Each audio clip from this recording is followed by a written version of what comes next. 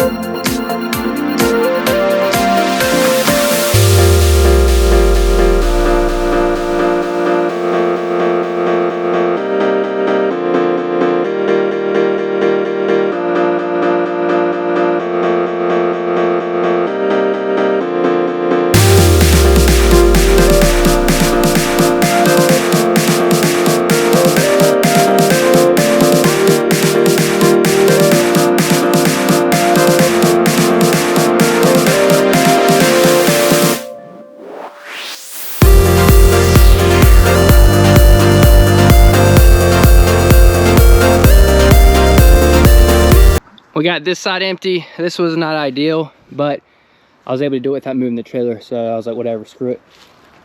So we got this side lined up. The other side's gonna be much easier.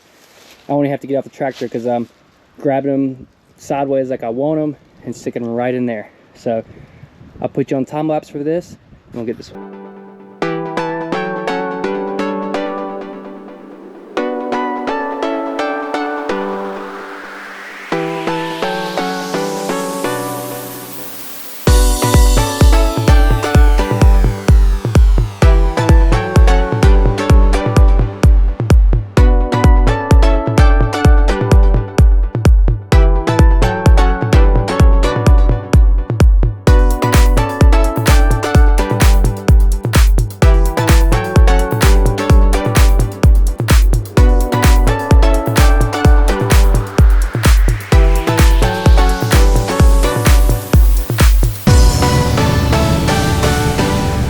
There we are, guys, all empty. It was a little bit harder to get these angled, so I had to just get off and push them myself. That's not a big deal. The tractor got them where they needed to be. Here's the trailer, guys. Telling you what, this was a really good deal. Now you can see the extension part. I'll go to the back here.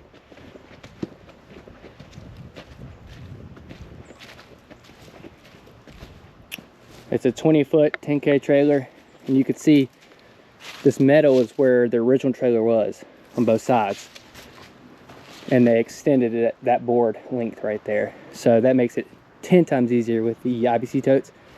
I was able to load them and turn them sideways. Most trailers you have to turn them the narrow way.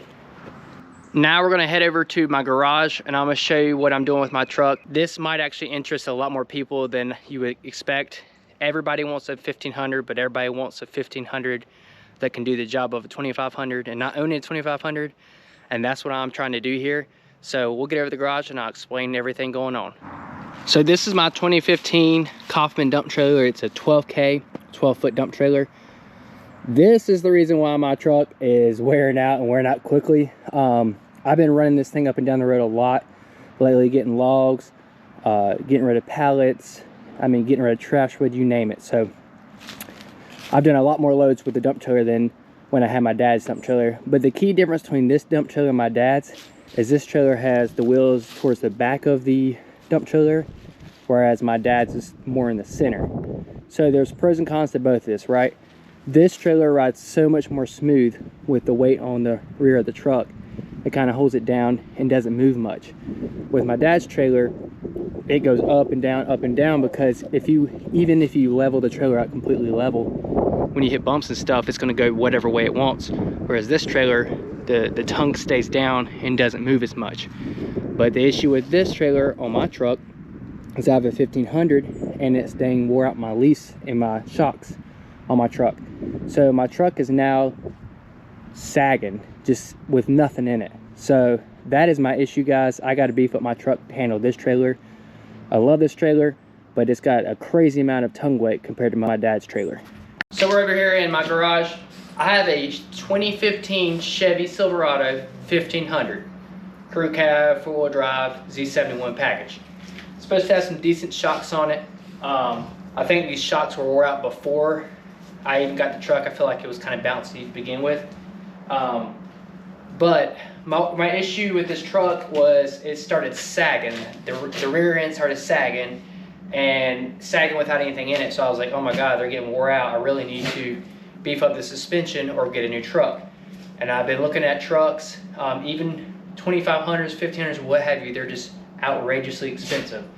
And this truck is nowhere near what I paid for it, so it'd be kind of stupid to get rid of this truck and get into another truck. Plus, I don't want to go into a big rant, guys, but I do not want a 2500. I've had a 2500 Duramax crew cab, all that good stuff, and I don't want to go back. I went from a 2500 into a 1500 because I like the smaller truck. It's more able to work out of. The 2500s are lifted now. You can't barely get in the back of it. It's a rough ride, and they're just bigger. I just don't want to do that. But anyways, enough of the rant. What I have done here, guys, is I have put the RAS system on this truck. And what that is, so it's just a spring right here that you put on top of your leaf spring. And what it does is it beefs up the leaf spring, makes it tighter, and lifts the truck up a little bit. And it's supposed to help with the drive. Now you could see right here, I'm going to measure this for you guys so you can see the difference when I take it off. From the tire, I'm just going to say from the tire here is, you're talking about 9 inches. This garage floor is not that level, so I think this might be off like a ½ inch. Let's see.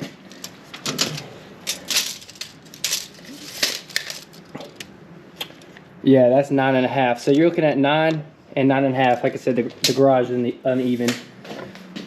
But we're at 9.5, 9. Before I put this kit on, it was 8.5 and 7. It was 1.5 inches lower than previously. Now, when I put firewood in this, it barely squats. Is great, right? Like, I was like, oh my God, I think I fixed it. But when I put my dump trailer on, it just sits right back down where it was. I'll throw a picture up here to show you what it looks like. You saw that picture and you see the rear end is squatted and the front end is like extended, like it shouldn't be like that. That's not safe. So I've come to find out that I think my leaf springs are wore out or they're just not enough. So what I'm gonna do is I'm gonna take it this week and get leaf springs put on. I'm gonna get an extra leaf, so I'll have 4 leaves versus 3 of what I have on there right now. And then I'm gonna upgrade the shocks to Chevy HD shocks so they can handle more weight. And we're gonna see how that goes. But what I'm gonna do, guys, I gotta take this off so that I can return these and get them to put that on this week. I'm gonna take this off so I don't have to deal with it. But I want to show you the difference in height, guys, after I let this down. I'll show you what I got going on, guys. So just to pick up the rear of the truck, I got a jack here, and then I have another jack down there. So we got the whole rear of the truck lifted off. I've already got all the lug nuts loosened before I lifted the truck off. We'll take the impact wrench, get all these lug nuts off, get the tires off, and I'll show you how this thing works.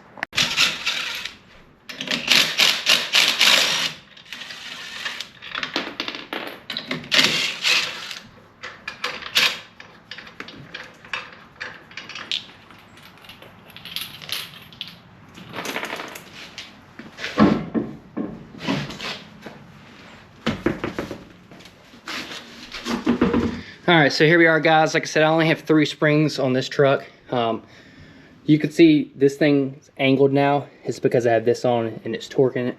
This is bringing the leaf springs up to grab more tension to get more resistance, or stiffness, I should say. But these things are super simple to add. All it is this one bolt right here. You hook this up on top of the leaf spring right there. It doesn't hook, I mean, it hooks to it, but no bolts or anything. And all you do is tighten this bolt right here. Once you get it tightened, you bring these nuts down to lock it, and that's it. That's how easy it is. But like I said, I'm going another route because this is not what I need. This would be great for someone who just needs to stiffen the rear of the truck, not necessarily for hauling though. All right, guys, I got the RAS suspension system off. Like I said, all this does is this sits on top of your leaf spring on the back side towards the tailgate, and this goes over top of the leaf spring right over the axle right there, and it's just one bolt right here that holds it all in. And you tighten this, this spreads out the spring and gives you more strength, more tension, just more stiffness, which it was great if I was hauling lighter stuff. My trailer is just too much for this truck, so that's why this system didn't work for me. I'm not saying it's not going to work for you, because honestly, guys, this is the ticket if you're just trying to level your truck out. Like if the rear is sagging, or if you need a little extra oomph, these things are the ticket, because then you don't, like, it rides fine still. It's easy to adjust and all those good things. It's just not going to work for me. Let's put these tires back on. And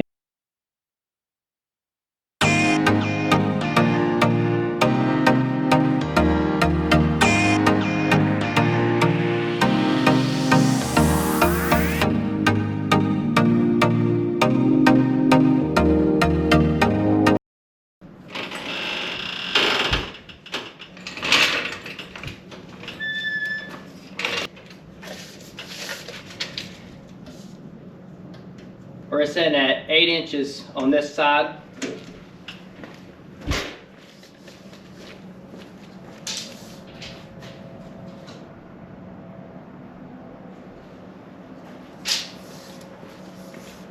So we're sitting at 8 on this side and 8.5 on that side. So it was up an inch. So I don't know if you could tell, but the rear is squatting lower than the front, and these trucks usually have the rear higher than the front. So if that tells you anything, we're sagging a little bit. And like I said, with nothing in it, it doesn't look that bad. But if I just put a load of firewood or anything in it, it really goes down. So I hope some of y'all can take some of this information and help you out with your truck if you're having the same issues. I'm not talking bad about the RAS. It works for some people. And like I said, if I wasn't pulling that dump trailer and I was just pulling the tilt trailer, I feel like I wouldn't have to add a spring or anything like that. But with that dump trailer being so heavy on the tongue, I need something a little bit more. And that's where I'm at. I know a lot of guys that don't want to get out of their 1500 but really need a 2500, and nobody wants to make that jump because we're happy with the 1500s. We just wish they were a little bit more capable. But anyways, guys, thanks for watching. We'll see you next time.